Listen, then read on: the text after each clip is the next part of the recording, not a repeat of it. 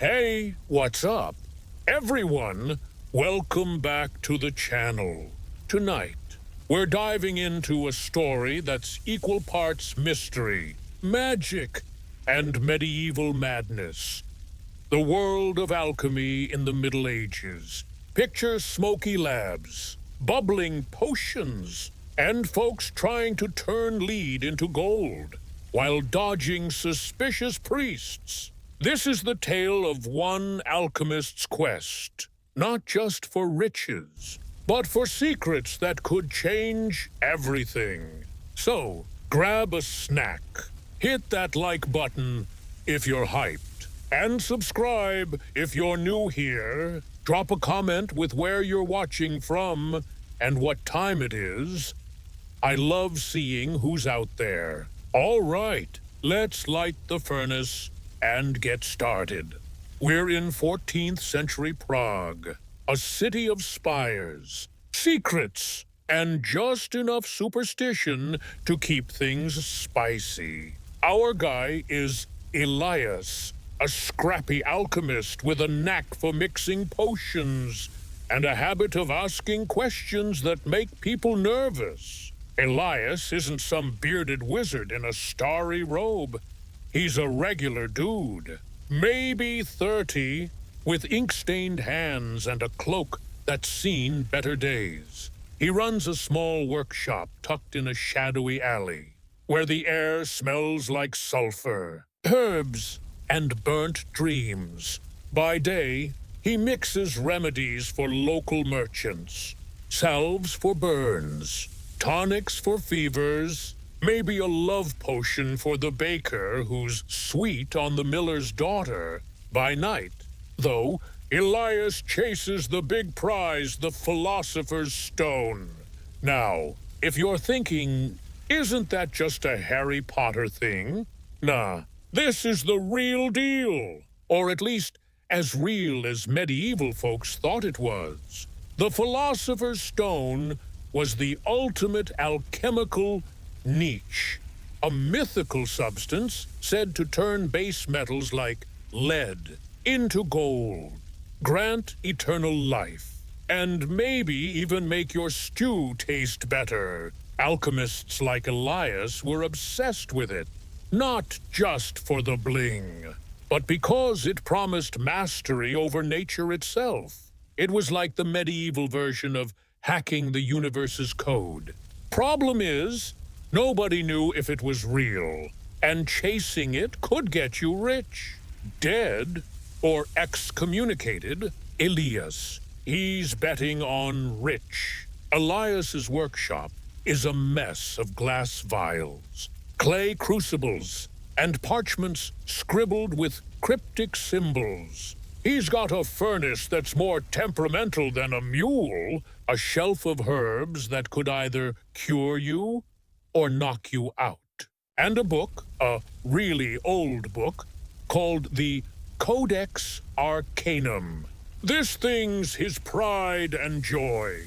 Half recipe book, half riddle, written in a mix of Latin, Greek, and something nobody can read. He snagged it from a shady Venetian trader who swore it held the stone's secrets. Elias isn't so sure, but it's the best lead he's got. Every night, he's hunched over it, decoding, experimenting, and trying not to blow himself up. Life's not all potions and puzzles, though Prague's a hotbed of politics. And alchemy's a risky gig. The church is watching. They're cool with you, mixing headache cures, but start talking about transmuting metals, and they're side-eyeing you for heresy. The local lord, Venceslas, loves alchemists when they make him gold, but burns them when they don't.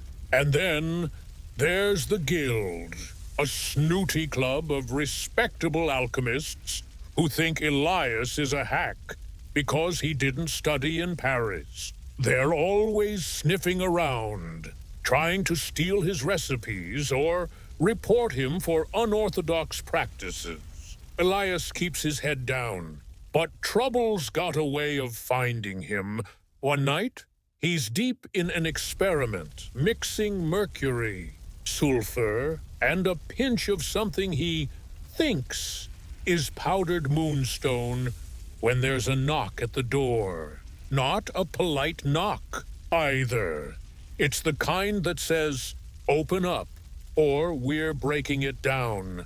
Elias hides the codex under a loose floorboard and opens the door to find two figures, a hooded woman with eyes like a storm, and a burly guy who looks like he wrestles bears for fun. The woman introduces herself as Clara, a merchant's daughter with a problem. Her father's sick, some wasting disease no physician can touch, and she's heard Elias makes miracles. The catch: she's offering gold, but she wants results fast. And she's not above threats if he fails. Elias isn't thrilled. He's an alchemist, not a doctor. And this sounds like a one-way ticket to a dungeon if he screws up. But Clara's got this vibe, like she knows more than she's saying. And the gold's tempting. Plus, there's something about her father's symptoms that pings his brain. The Codex mentions a rare illness tied to tainted humors, with a cure that might involve the same processes used for the stone. It's a long shot, but Elias sees a chance to test his theories and get paid. He agrees, but only if Clara helps him gather ingredients, some of which are less than legal. The next day, they're off to the market, dodging guild spies and nosy priests.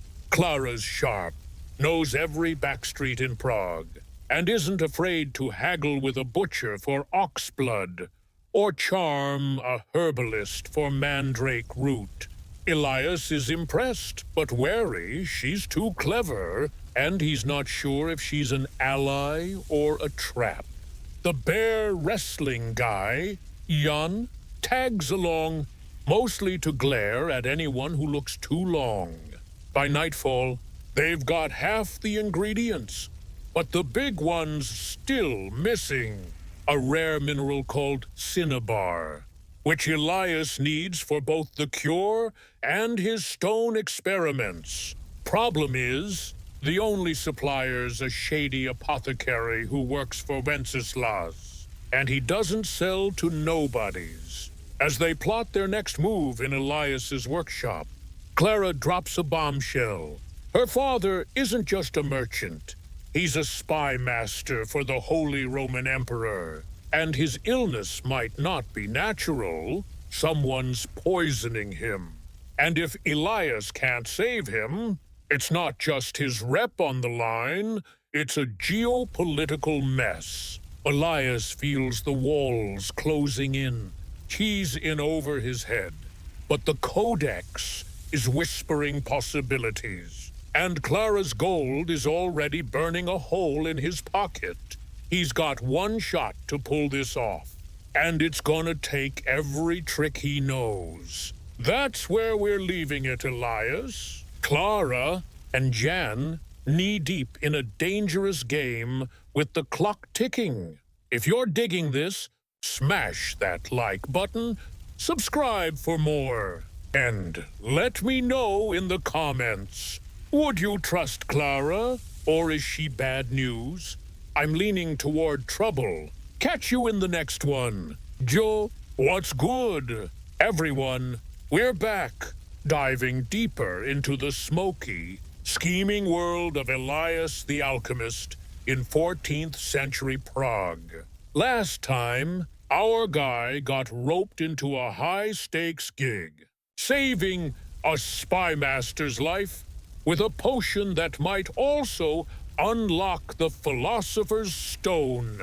He's teamed up with Clara, a sharp merchant's daughter, and Jan, her muscle. But the vibes are sketchy.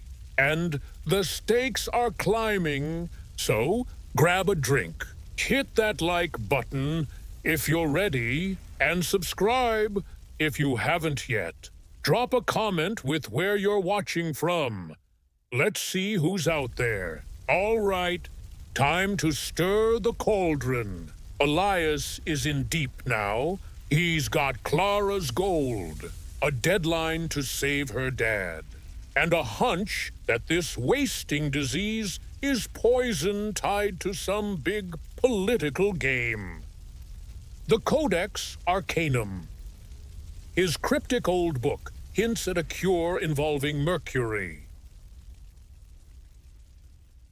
Cinnabar, and a process that sounds suspiciously like the stone's recipe.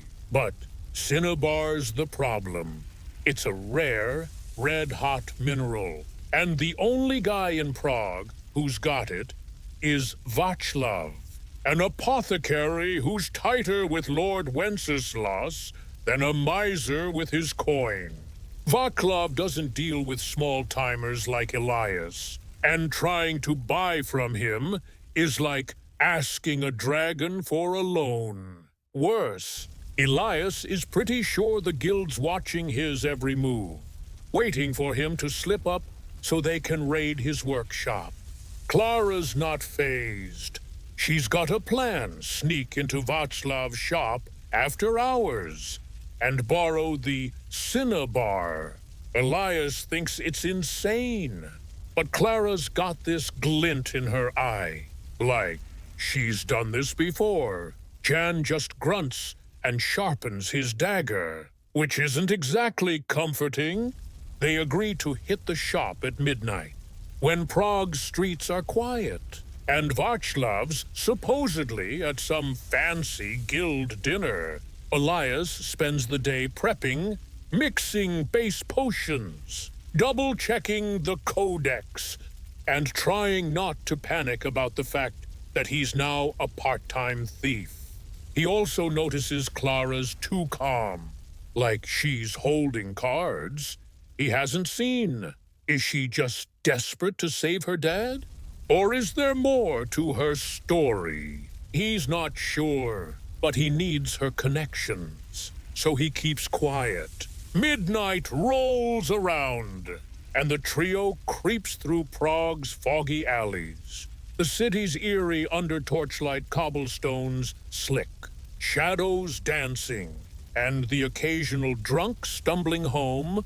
Václav's shop is a stone building with barred windows and a lock that looks like it laughs at picks. Clara, though, is a pro. She pulls out a set of tools Elias didn't know she had and gets to work, whispering something about learning from sailors. Jan keeps watch, his hand on his dagger, while Elias sweats through his cloak, expecting guards or worse. The lock clicks, and inside, it's an alchemist's dream.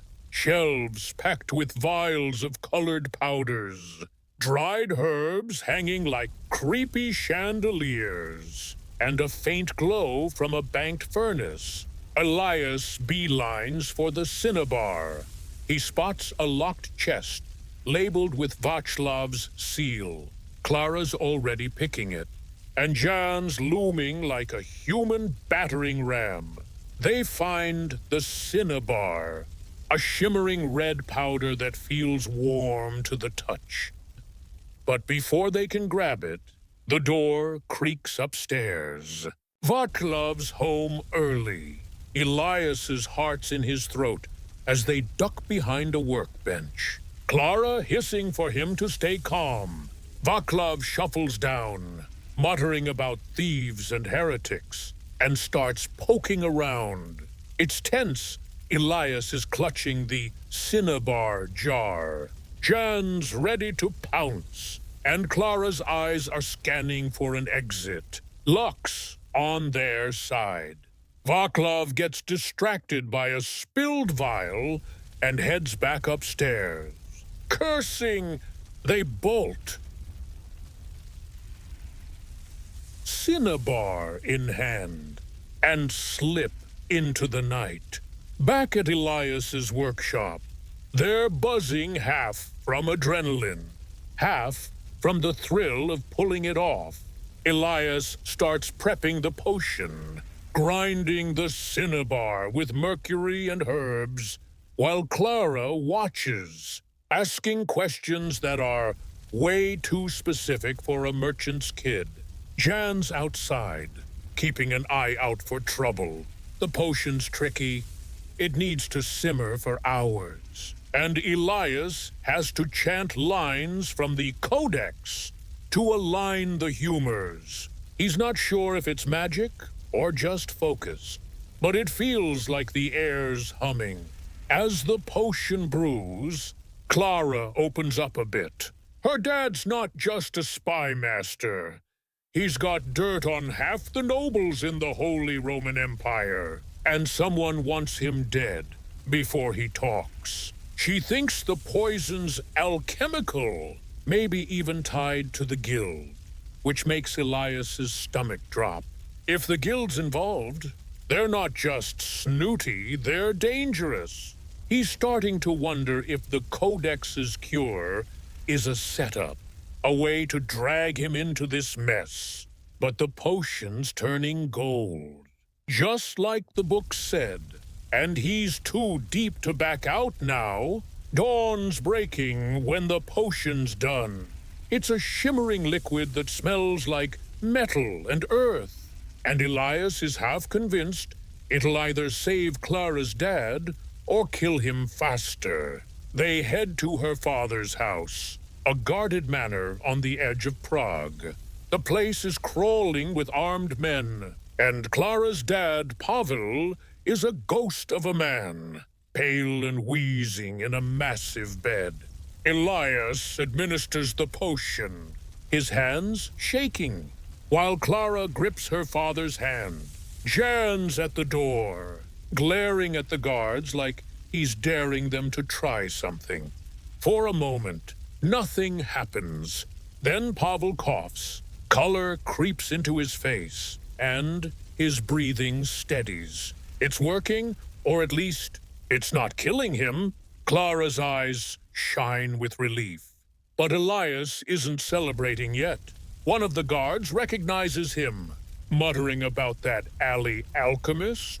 Worse, Pavel whispers something to Clara about a traitor in the guild. And Elias realizes this isn't over. The potion bought time, but the poison's still in play. And someone's out to finish the job. Clara pulls Elias aside, offering more gold to keep digging. But he's got a bad feeling. The Codex warned about false cures masking deeper corruption, and he's starting to think the stone's secrets are tied to this conspiracy. That's where we're pausing. Elias caught in a web of poison, politics, and a potion that's only half the answer. Smash that like button, subscribe for more, and let me know in the comments. Is Elias in too deep, or can he outsmart the guild? I'm betting on chaos. Catch you in the next one.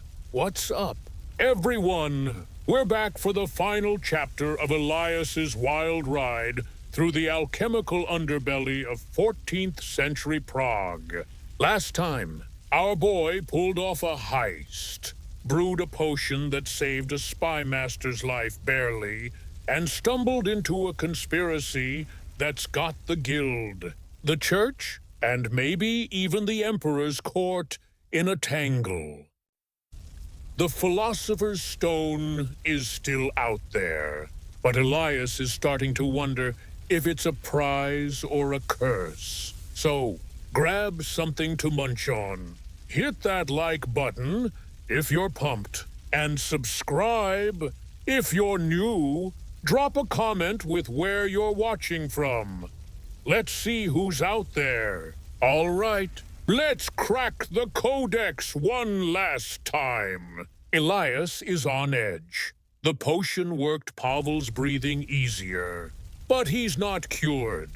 Clara's dad is still weak, and that whisper about a traitor in the guild has Elias's brain spinning. He's back in his workshop, the Codex Arcanum open, trying to piece together the poison's source. The book's maddening. Half the pages are riddles, and the cure it described was only a stopgap. There's a deeper recipe, one that promises a true transmutation. But it needs ingredients Elias doesn't have, like the tears of a salamander and the breath of a star. Poetic, sure, but useless when you're dodging assassins. Clara's pushing him to keep going, offering more gold, but her intensity's got him spooked. Jan's no help. He's just brooding, sharpening his dagger like it's therapy. The guild's closing in. Elias spots their spies tailing him in the market, and his workshop's been tossed, nothing stolen. But his notes are out of order, like someone's fishing for proof. He's sure they're behind the poison, maybe even working with someone in Venceslas's court to silence Pavel.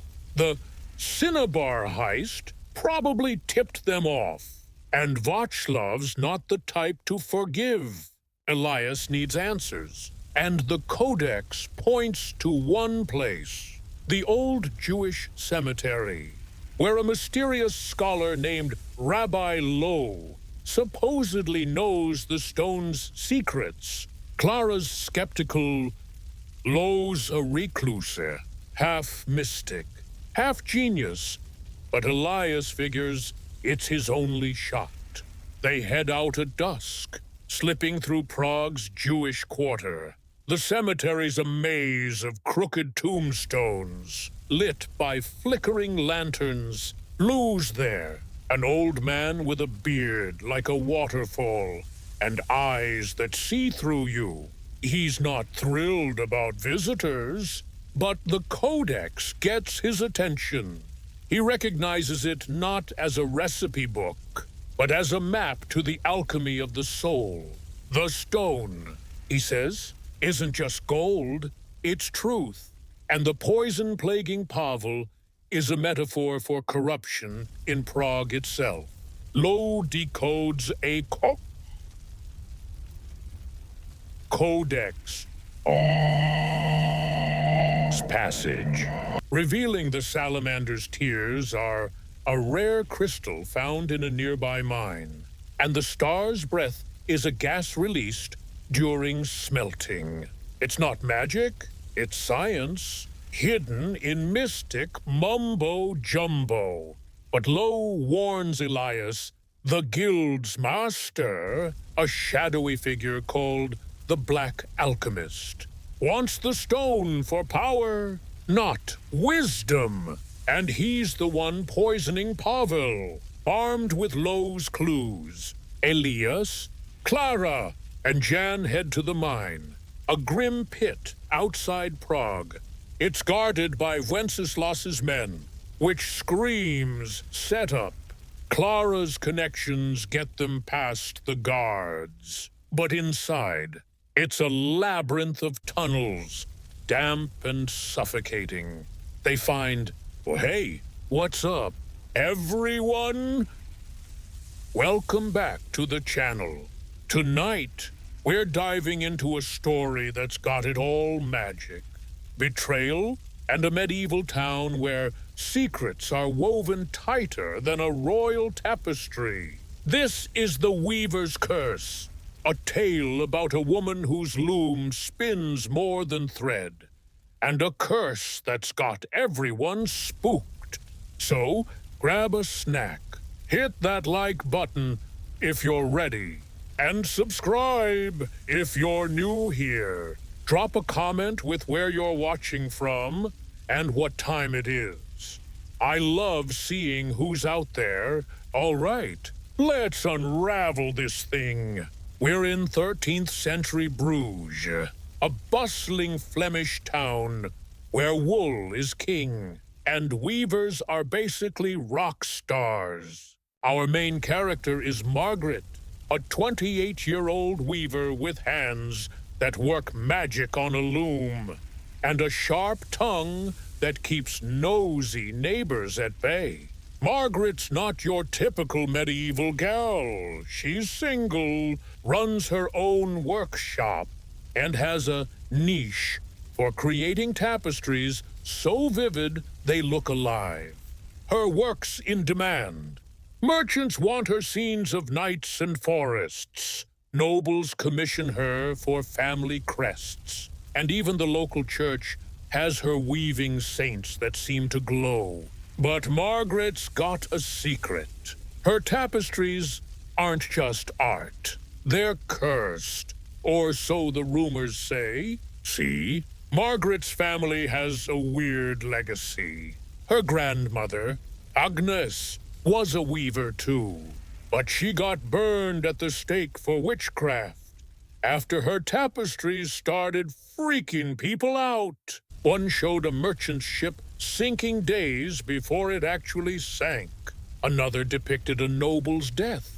And, well, you get the pattern.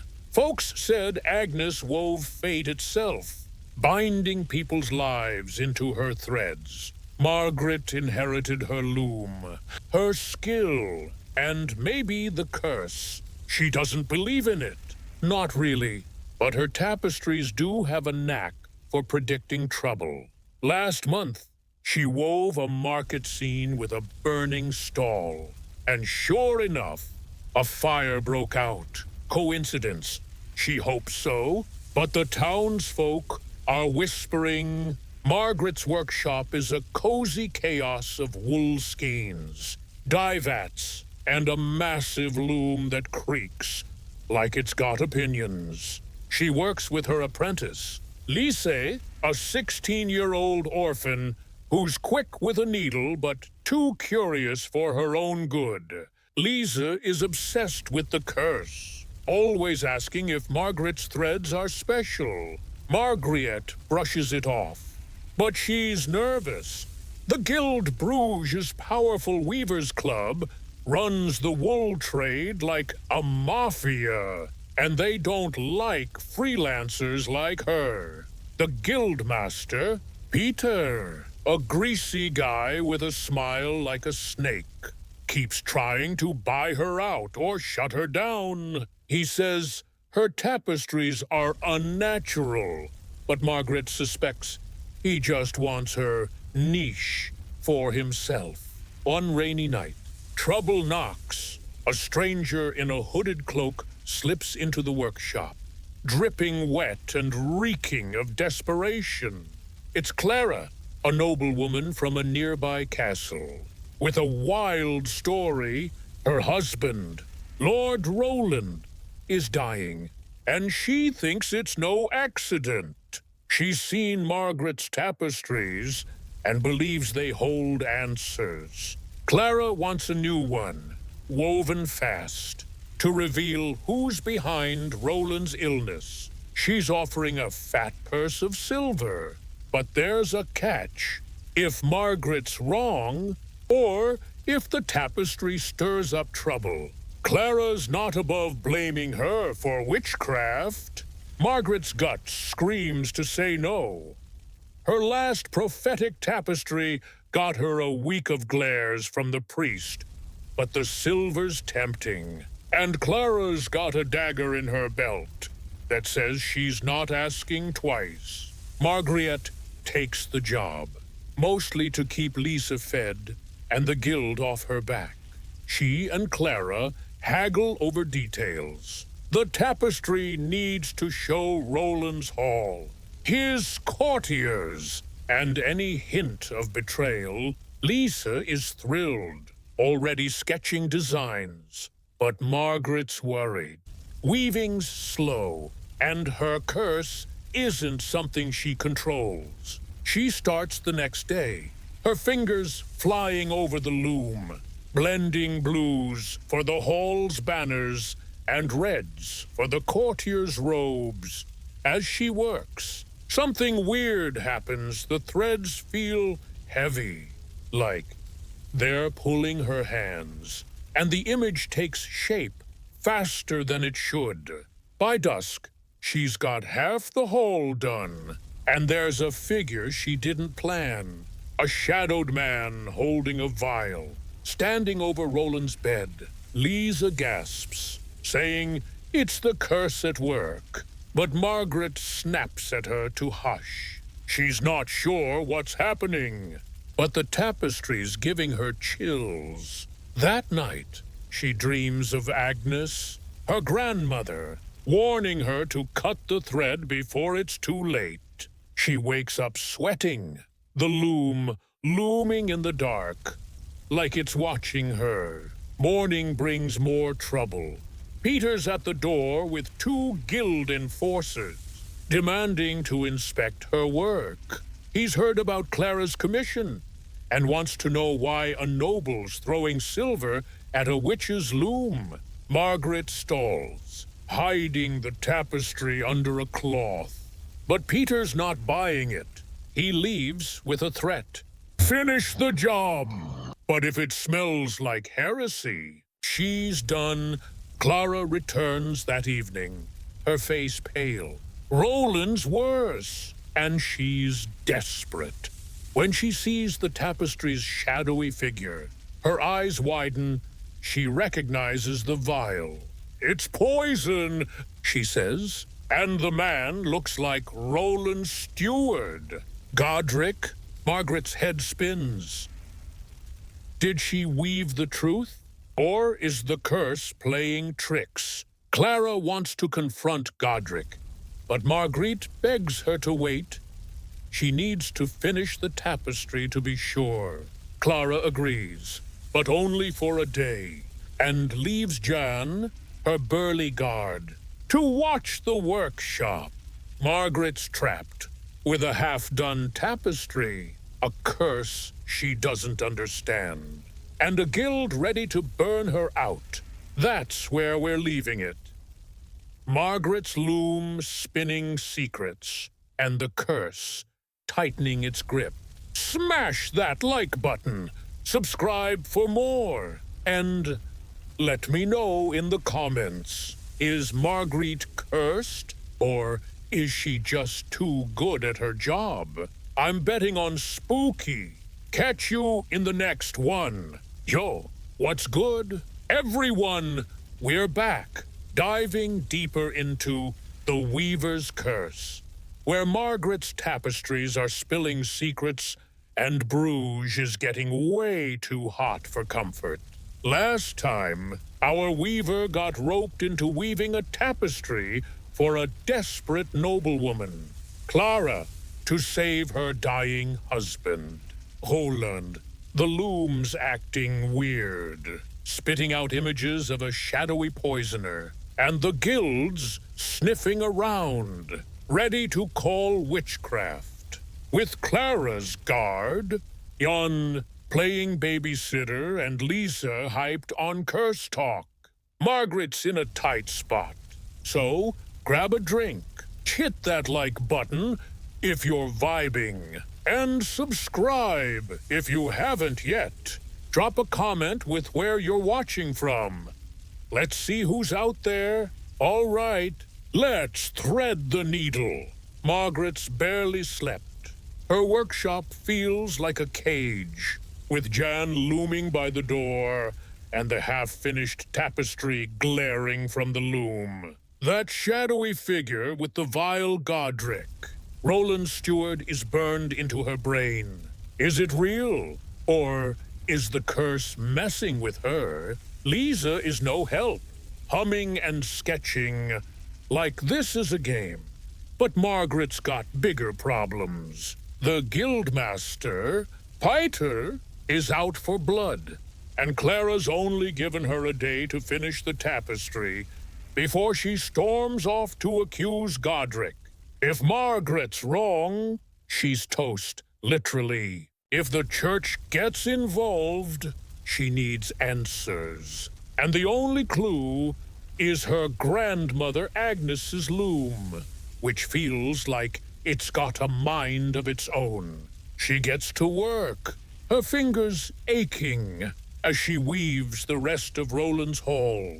The threads are stubborn, snagging like they're fighting her. But the image grows.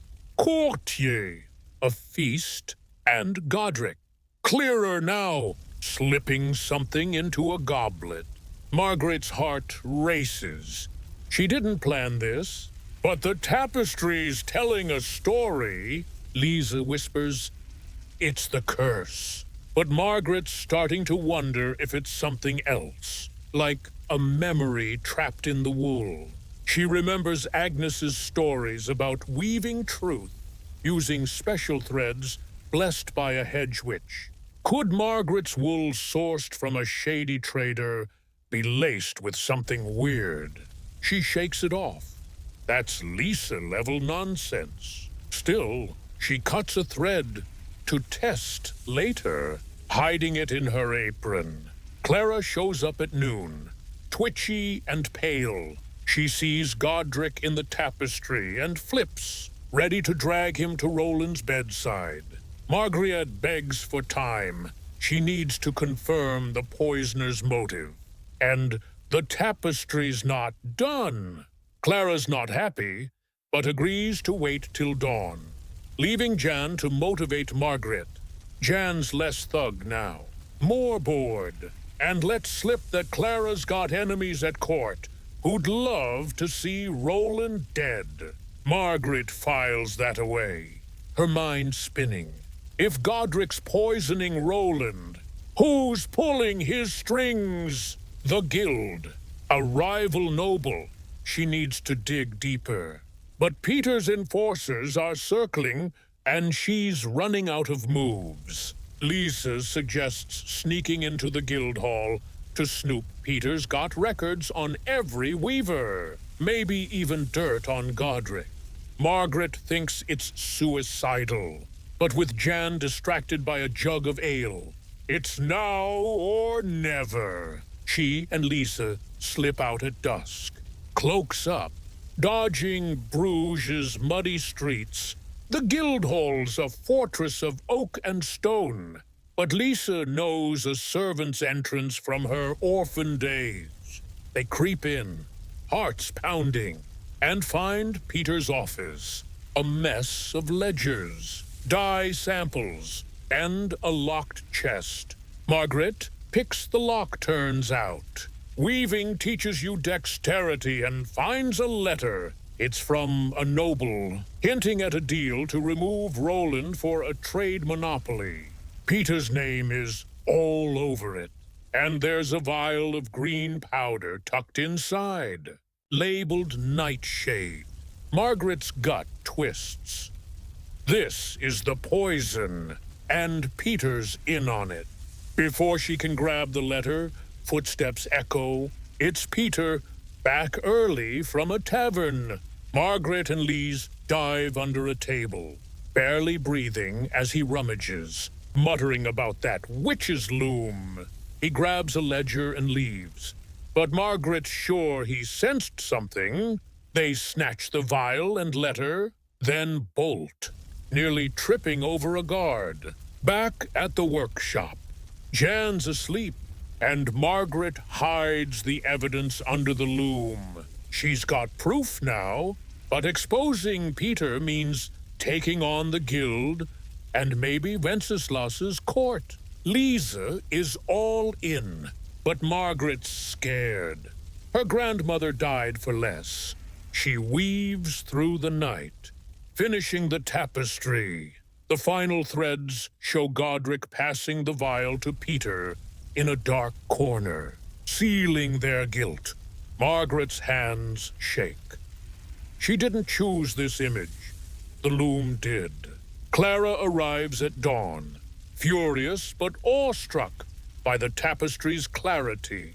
She wants to arrest Godric and Peter, but Margaret warns her Peter's connected, and accusing him without airtight proof could backfire. Clara's not listening. She's got John haul the tapestry to Roland's castle, demanding Margaret come to testify. Margaret's dragged along, Lisa trailing like a puppy. As they enter the castle's grim hall, Roland's barely alive, courtiers whispering, and Godric's there, his face unreadable. Clara unveils the tapestry, and the room erupts. Godric denies everything, but Peter, summoned by Clara, goes pale when he sees his own face woven in guilt. He tries to laugh it off, calling Margaret a fraud. But the vial from his office, now in Clara's hands, shuts him up. The courtiers are split. Some want blood. Others smell a guild cover-up. Roland, propped up in bed, croaks out an order for Godric's arrest. But Peter slips out in the chaos, vowing revenge. Margaret's head is spinning. She's exposed the truth. But at what cost? Clara pays her the silver, but her eyes say this isn't over. Jan mutters about guild knives coming for Margaret's throat. Back at the workshop, Margaret's a wreck. The tapestry's done its job, but the curse, or whatever it is, feels heavier. Lise finds the hidden thread Margaret cut, and it's glowing faintly, like it's alive. Margaret's done pretending it's normal. She burns the thread, but the loom creaks, and she swears she hears Agnes's voice. The guild's out for her. Peter's loose, and Clara's got her own agenda. Margaret's got one choice: figure out the curse before it weaves her into a grave. That's where we're pausing Margaret's truth out. But the curse still spinning. Smash that like button. Subscribe for more. And let me know in the comments. Can Margaret break the curse? Or is she doomed? I'm thinking it's gonna get uglier.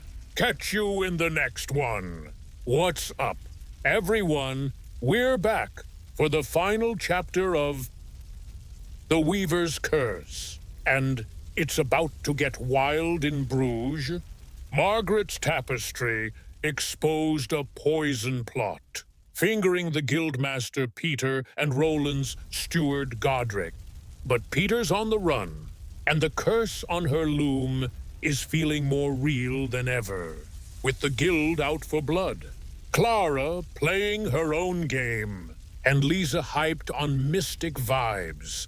Margaret's got to unravel this mess before it unravels her. So, grab something to munch on.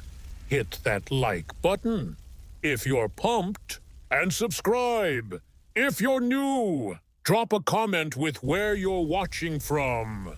Let's see who's out there. All right, let's weave the end game. Margaret's workshop feels like a fortress under siege. The tapestry's out.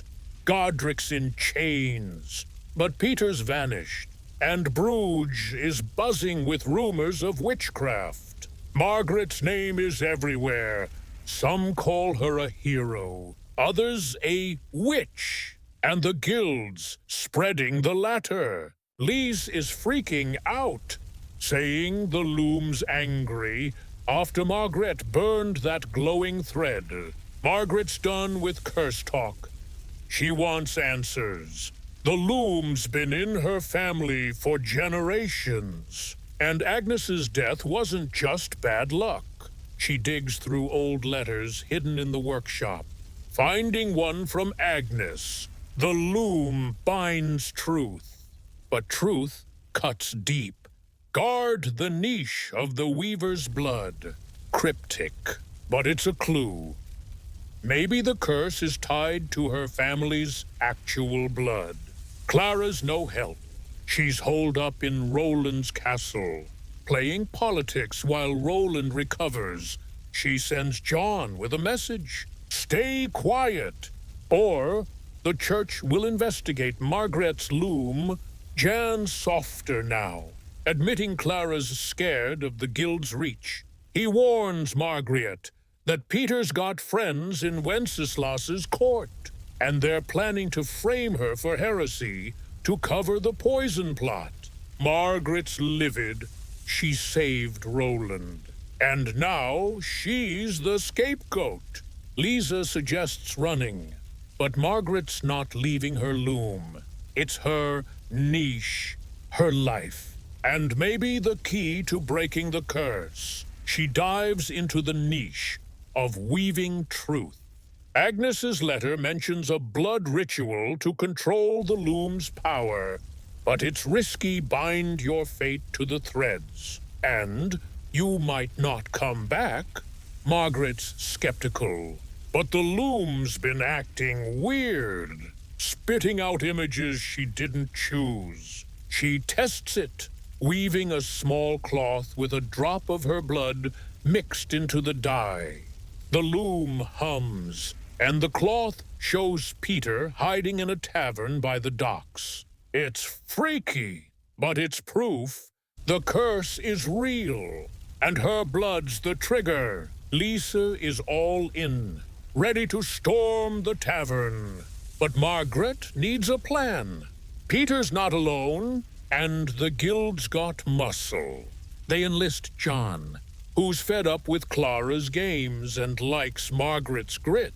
The trio heads to the docks at midnight. Cloaks up, dodging guild spies. The tavern's a dive, packed with sailors and thieves.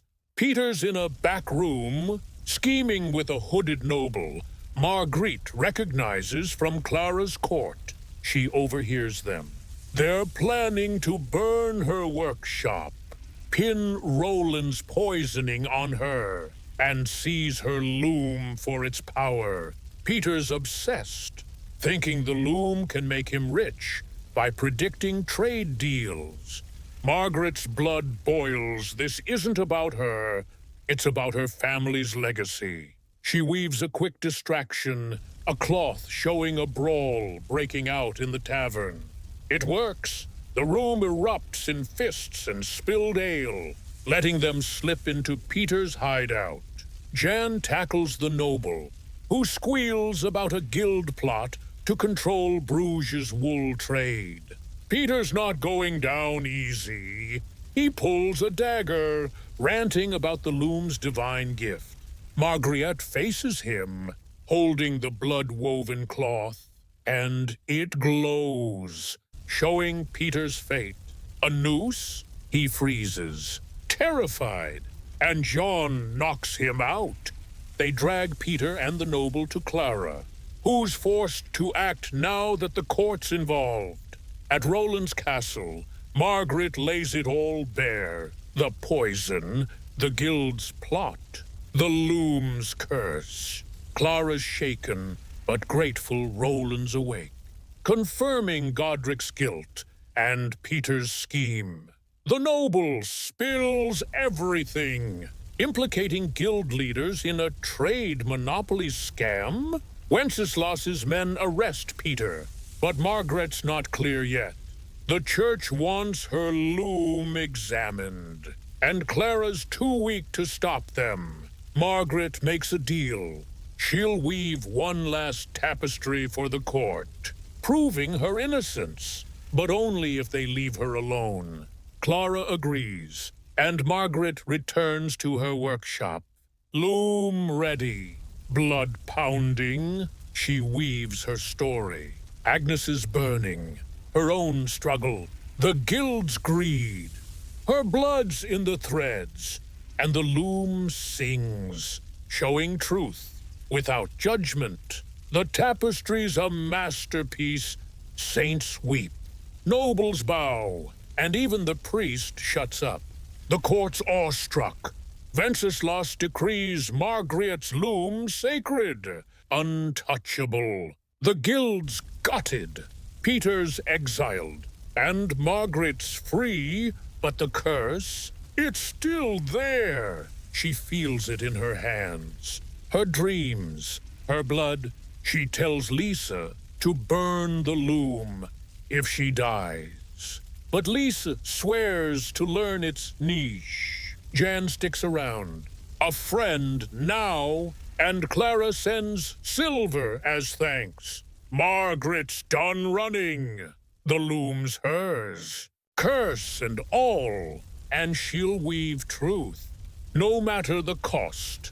Broogs whispers her name, not witch, but Weaver. Agnes's ghost feels closer. Proud?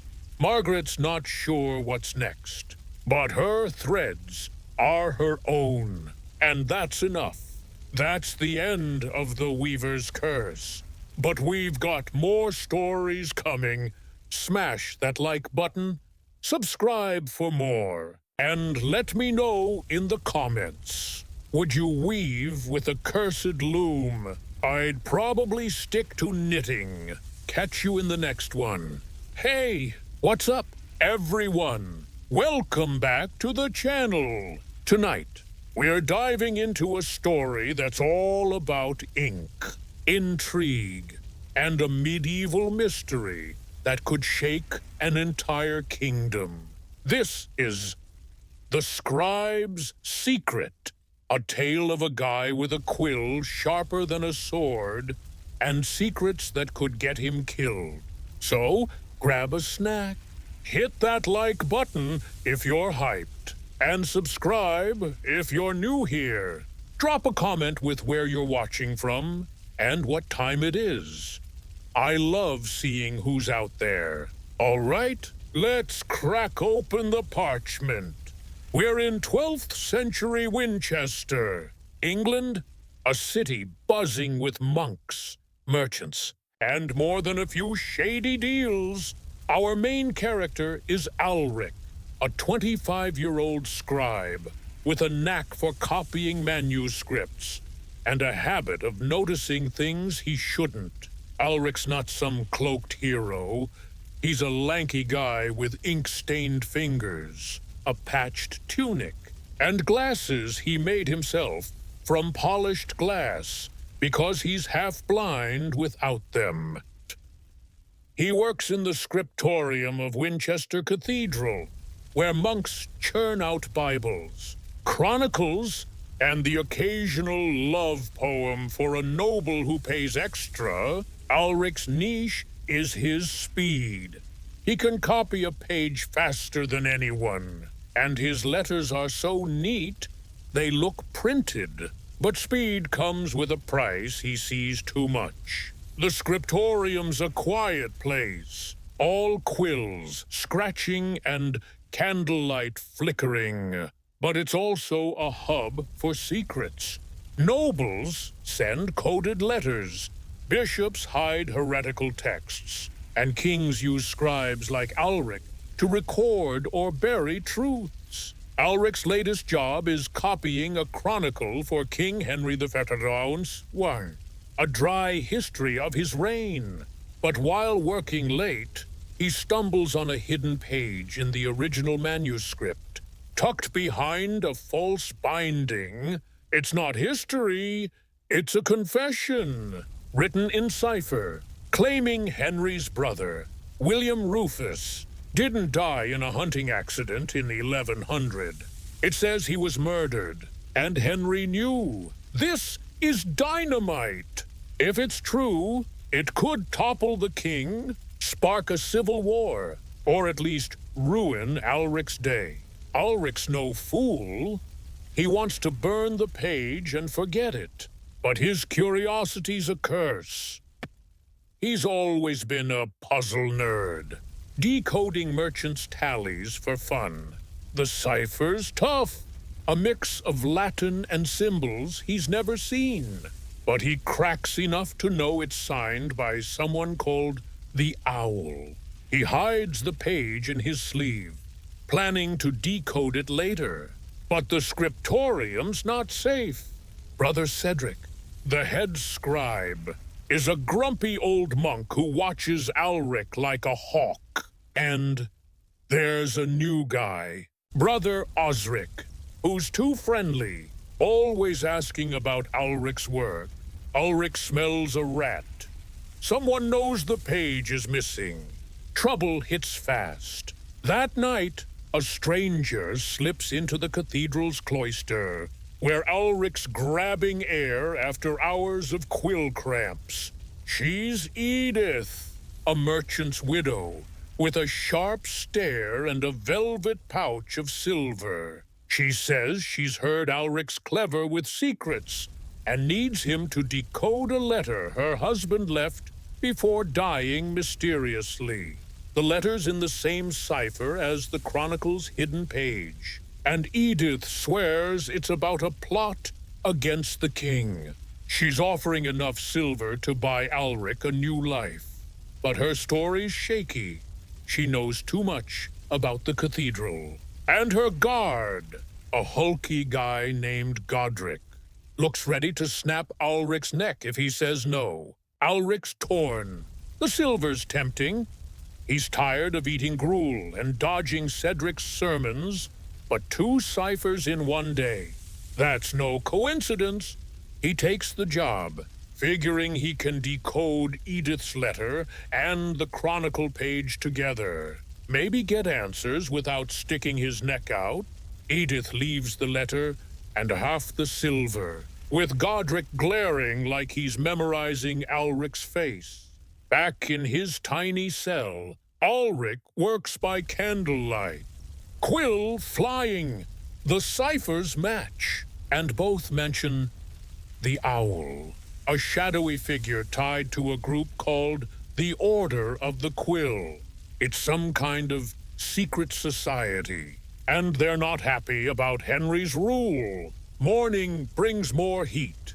Cedric catches Ulrich yawning in the scriptorium and grills him about late-night mischief. Osric chimes in, too curious about Ulrich's quill case, where the Chronicle page is hidden. Ulrich plays dumb, but he's sweating. Cedric's got connections to the bishop, and Osric's probably a spy. He needs to decode faster. But Edith's letter hints at a meeting in Winchester's Market tomorrow, where the owl might show. Ulrich's no hero, but he's in too deep to back out. He slips the Chronicle page into a hollowed-out prayer book and hides Edith's letter under his mattress, praying Godric doesn't come knocking. Edith returns at dusk, demanding progress. Ulrich shows her half the decoded letter, enough to prove he's working, but not enough to give her everything. She's impressed, but pushy, saying her husband was killed for knowing too much. She wants Ulrich at the market meeting, but he's not sure if she's bait or ally.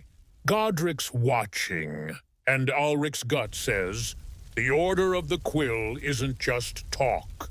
They're playing for blood, with Cedric sniffing, Osric spying, and a king's secret burning a hole in his sleeve. Ulrich's got one day to decide, crack the cipher or run. That's where we're leaving it. Ulrich's quill deep in a plot that could rewrite history. Smash that like button, subscribe for more, and let me know in the comments. Is Ulrich smart to keep digging, or should he bolt? I'm thinking he's toast. Catch you in the next one. You're What's Good, everyone? We're back, diving deeper into the scribe's secret, where Ulrich's knee-deep in a medieval conspiracy in 12th century Winchester. Last time, our scribe found a hidden cipher claiming King Henry III's brother was murdered. Took a shady decoding job from a widow named Edith, and got stuck between spies, monks, and a secret group called the Order of the Quill, with Brother Cedric and creepy Osric watching his every move. Ulrich's got to crack the code or get out fast. So, grab a drink, hit that like button if you're ready. And subscribe if you haven't yet. Drop a comment with where you're watching from. Let's see who's out there. All right, let's sharpen that quill. Alric's barely holding it together. He's got 2 ciphers.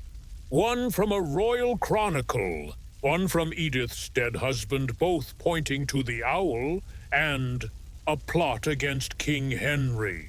The scriptorium's a pressure cooker. Cedric's grilling him about late nights. Osric's snooping like he's got a niche for betrayal. And Alric's hiding explosive secrets in a prayer book. And under his mattress, Edith's pushing him to decode her letter before a mysterious market meeting where the owl might show. But Alric's not sure if she's his ticket out or a trap. Godric, her muscle, isn't helping with his break-your-knees vibe. Alric's got one day to figure out who's who, and his quill's running dry. He spends the night decoding, candle burning low. The ciphers are brutal, but he's cracking them. Edith's letter names a tavern, the Black Heart, as the Order's hideout, and the Chronicle page lists nobles who backed Henry's hunting accident cover-up. Both mention a relic, the Quill of Saint. Cuthbert, said to hold divine truth. Alric's no monk, but he knows relics are big money and big trouble. If the Order's after it, they're not just rebels. They're playing with holy fire. He hides his notes in a hollow candle. Paranoid Osric's got eyes everywhere. Sleep's not an option. Cedric's morning prayers are in hours, and Alric's got to hit the market. Dawn breaks, and Winchester's market is chaos. Fishmongers yelling, carts creaking, and pickpockets working the crowd. Alric blends in, cloak up, with Edith and Godric trailing. She's edgy, scanning for the owl, but Alric's distracted Osric's in the crowd, pretending to buy bread. But watching them, Alric leads Edith to a spice stall, using the cover to whisper his findings. The Order wants the quill to expose Henry, and her husband died because he knew where it's hidden. Edith's face hardens. She says the quill's in a crypt under the cathedral, but only the owl knows which one. She wants Alric to sneak in tonight, but he's not thrilled about crypt diving with Godric's dagger at his back. Before they can argue, a fight breaks out market guards versus a cloaked figure who bolts, dropping a scrap of parchment. Alric snags it. It's another cipher, with Black Heart scrawled in haste. Edith's spooked, thinking it's the owl, but Alric smells a setup. Osric's gone, and Alric's sure he's tailing the cloaked guy. They head to the Black Heart, a grimy tavern by the river, hoping to catch the Order. Inside, it's all tankards and shady deals. Edith plays merchant, charming a barmaid for info, while Godric glares at drunks. Alric spots a back room with hooded figures and slips closer, heart pounding. He overhears Quill and Crypt, but a hand grabs him. It's Osric, smirking like he's won. Osric drags Alric outside, accusing him of treason. Alric plays dumb, but Osric's got proof. He saw Alric hide the Chronicle page. Turns out, Osric's with the bishop, not the Order, and wants the page to curry favor with Henry. Alric's trapped, but Edith and Godric barge in, claiming Osric's harassing a loyal scribe. It's tense. Godric's hands on his dagger, but Osric backs off, promising to settle this with Cedric. Alric's free, but the clock's ticking. Edith's furious. He's drawing too much heat. But Ulrich's got leverage now.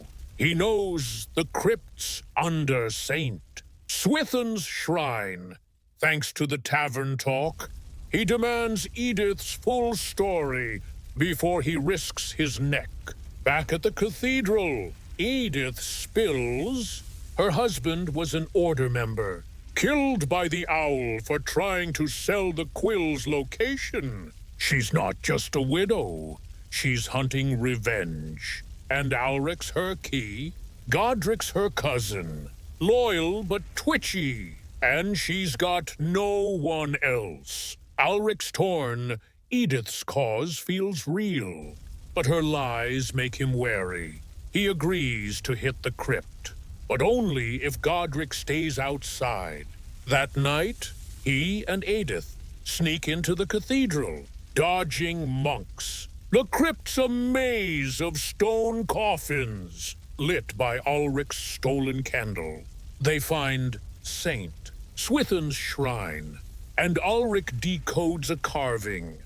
Another cipher, pointing to a sealed tomb. He pries it open, hands shaking, and finds a silver quill glowing faintly. It's the real deal, but footsteps echo Osric, with Cedric and guards. Ulric hides the quill in his tunic, but Edith's caught. Osric accuses her of heresy, and Cedric's ready to lock Ulric up. Godric crashes in, fighting guards, giving Ulric a chance to bolt. He grabs Edith, and they slip into the crypt's tunnels, quill in hand. But Osric's voice follows, promising the bishop's wrath. Ulric's got the relic, but he's a fugitive now, with the owl still out there and a king's secret ready to blow. That's where we're pausing Ulric's running. Quill burning a hole in his tunic. Smash that like button, subscribe for more, and let me know in the comments. Can Ulric trust Edith, or is she using him? I'm betting on drama. Catch you in the next one. What's up, everyone? We're back for the final chapter of The Scribe's Secret. And it's crunch time in Winchester. Ulric's got the quill of Saint Cuthbert, a relic that could expose King Henry's darkest secret. But he's on the run with Edith, dodging Brother Osric, Cedric, and half the cathedral's guards. The owl and the Order of the Quill are still out there, and Ulric's stuck between a royal conspiracy and a bishop's wrath. Godric's fighting for them, but the noose is tightening. So, grab something to munch on. Hit that like button if you're pumped, and subscribe if you're new. Drop a comment with where you're watching from.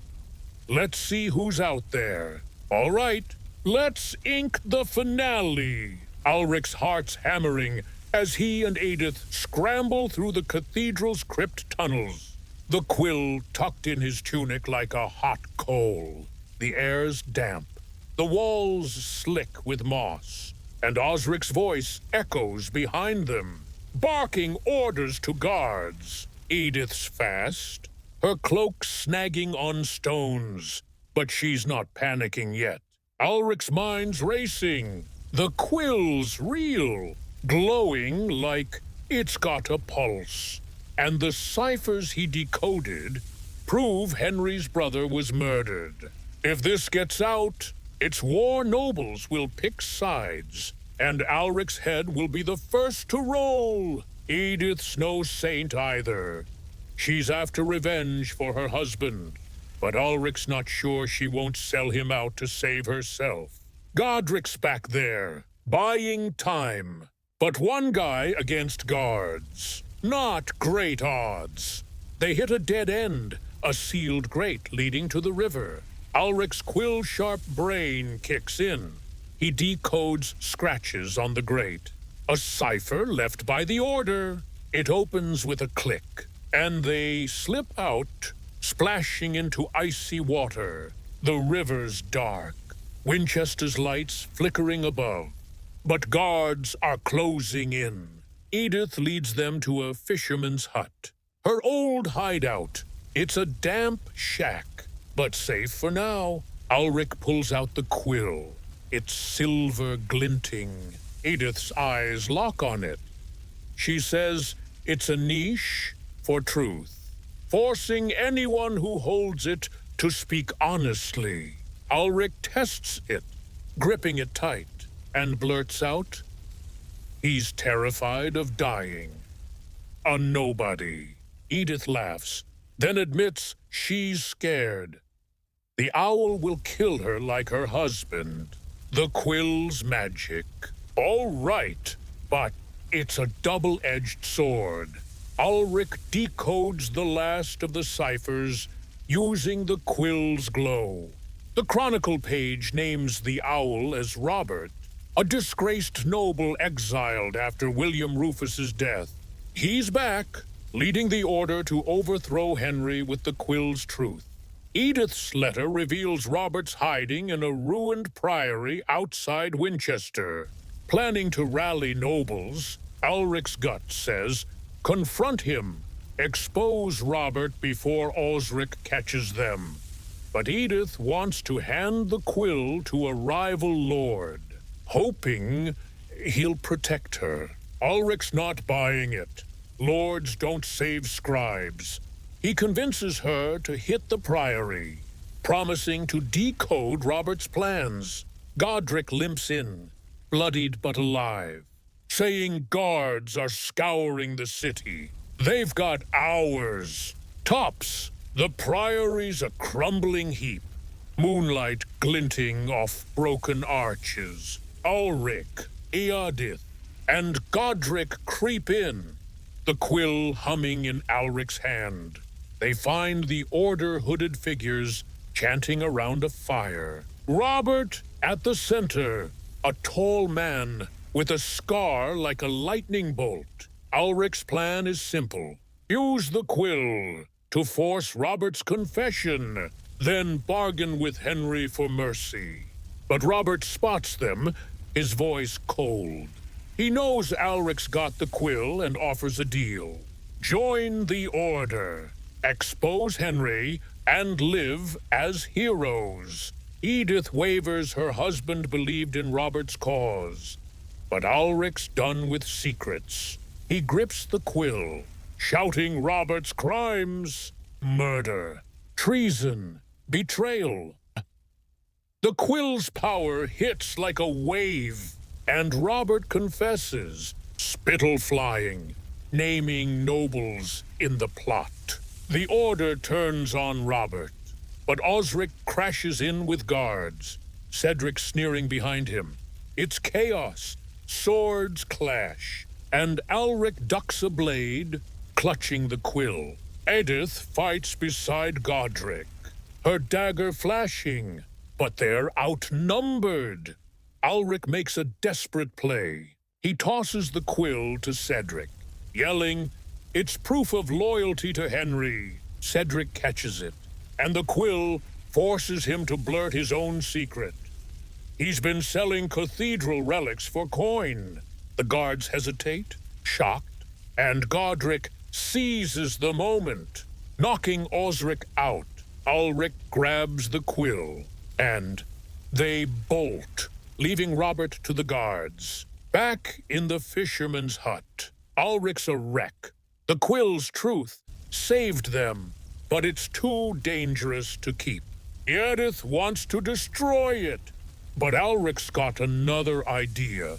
Hide it where no one looks. He buries it in the scriptorium's garden, under a rosebush, with a ciphered note for future scribes. Edith and Godric head north, laying low, promising to send word. Ulrich returns to the scriptorium, playing the meek scribe. Cedric's disgraced. Osric's locked up, and the bishop lets Ulrich off. Thinking he's harmless, Henry never learns the full truth. Robert's exiled again, and the Chronicle's accident stays quiet.